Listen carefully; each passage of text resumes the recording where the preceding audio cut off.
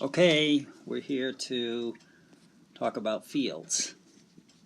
So there are two types of fields, scalar fields and vector fields. Pause the video and list as many of each as you can.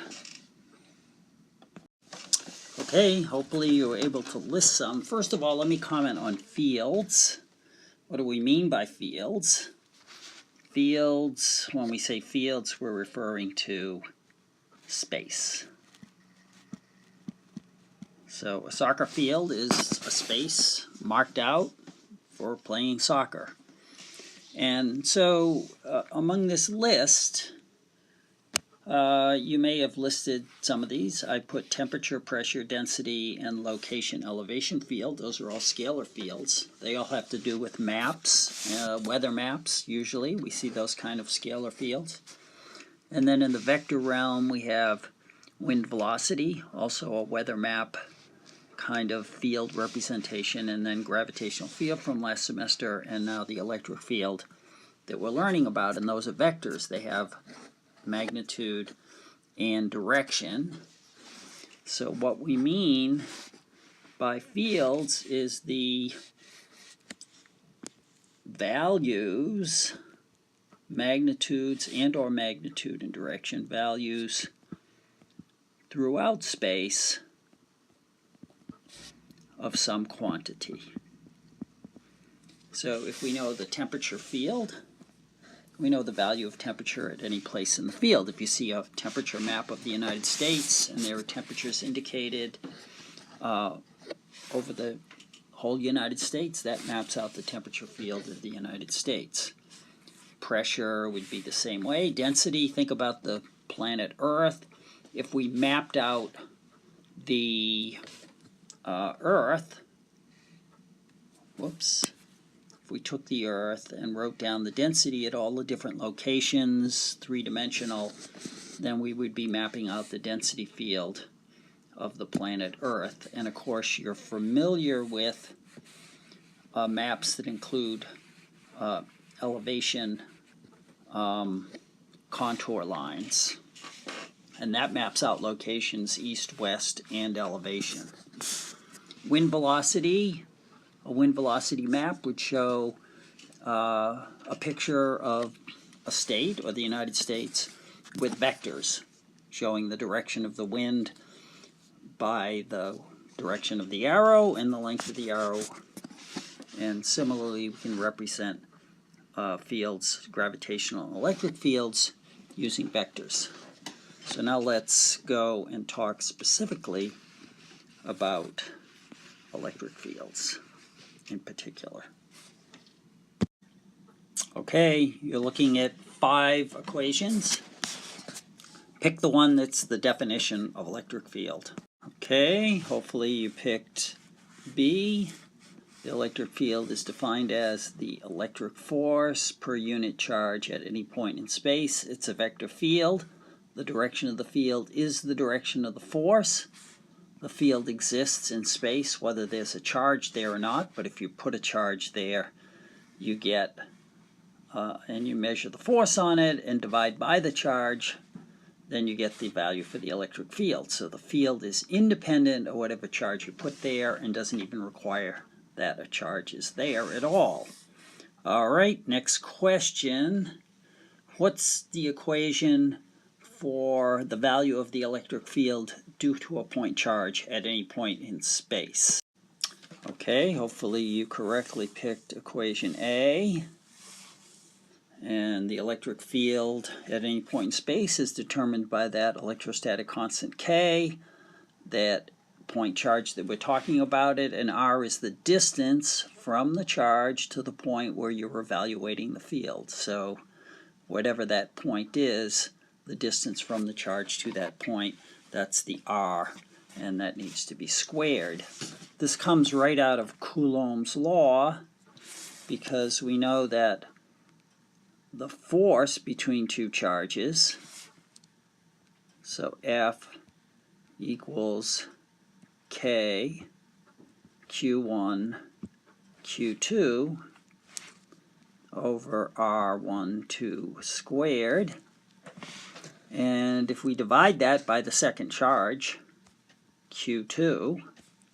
In other words, that would be the force on Q2 due to Q1. But we want to find the field at that point where Q2 is. We simply divide by Q2, and then we get the value, this value, for the electric field due to a point charge.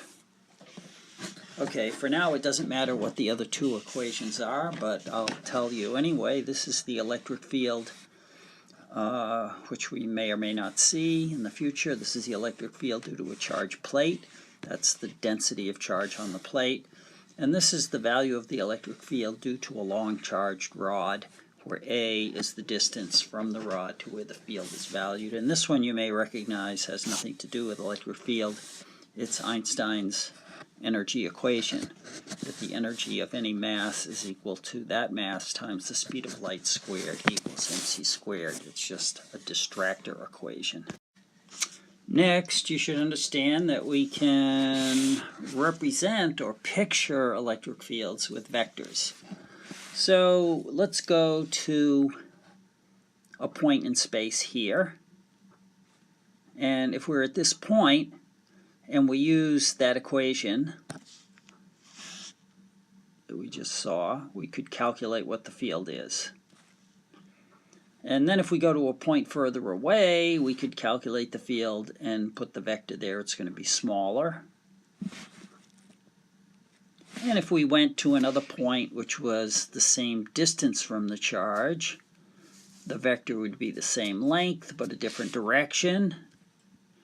And so we could go around drawing in many, many vectors and getting a vector representation picture of the field. But what ends up being more useful is to connect those vectors into lines and give a field line representation.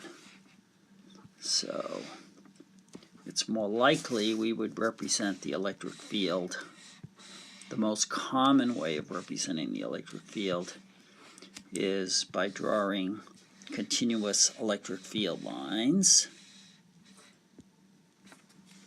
And so if we're going to do that, we want to understand the rules for drawing electric field lines. Okay, in class we listed 6 rules for drawing field lines. See how many you can recall before you pause the video and write down as many of the 6 rules as you can remember. So check how well you did. Here are the 6. Field lines always start on a positive charge and end on a negative charge. The number of lines should be proportional to the charge. So if one charge is twice as big as another charge, it should have twice as many lines leaving or entering. The density of lines anywhere in space is proportional to the magnitude of the field. The direction of the field at any point in space will be tangent to the field line at that point. Field lines can never cross, because if they did, there would be 2 directions of the field, and the field can only have one unique direction at any point in space. And field lines leaving or entering a charged surface will always leave or enter perpendicular to the surface. Okay, now you draw the field for a positive and a negative point charge. Okay, there it is, positive charge. Notice the lines are equally spaced, they go out radially, and they don't actually end where I ended. They keep going because charges only end on a negative charge, but we just don't keep drawing it.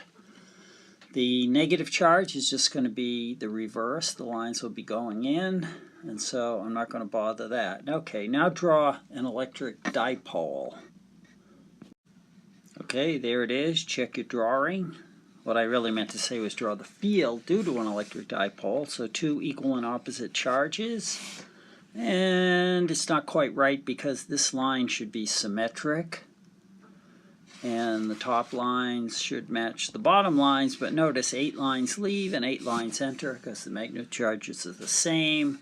Where the lines are closer together, the field is stronger. Where the lines are wider apart, the field is weaker. And the lines are given directions, and so the direction of the field at any point in space, if we pick this point, would be tangent to the line. It would be a vector like that. So that's what your dipole should look like. Okay, now draw the field due to a long charged, uniformly charged rod.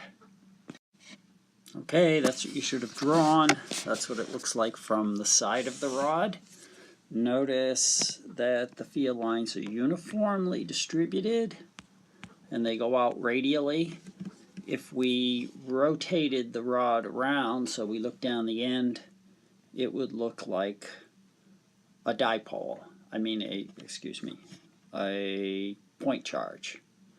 So from the side it looks like that, and from the end it would look like a point charge. Of course, we're ignoring the effects of the ends, which would have field lines that would go out like this at both ends. Okay, last, do the uniformly charged plate.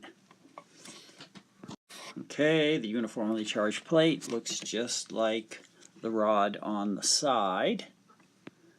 Uniform field lines going to both sides. Now if we go to two uniformly charged plates, what does that look like? Okay, not bad. Looking at ignoring the edge effect of lines bowing out like that, in between the plates we have a uniformly distributed field. The charges are uniformly distributed over the surface. They begin on positive charges, end on negative charges, and the density of lines is constant throughout the volume inside the plates, and so that's how we create a uniform electric field, and you should be able to draw that.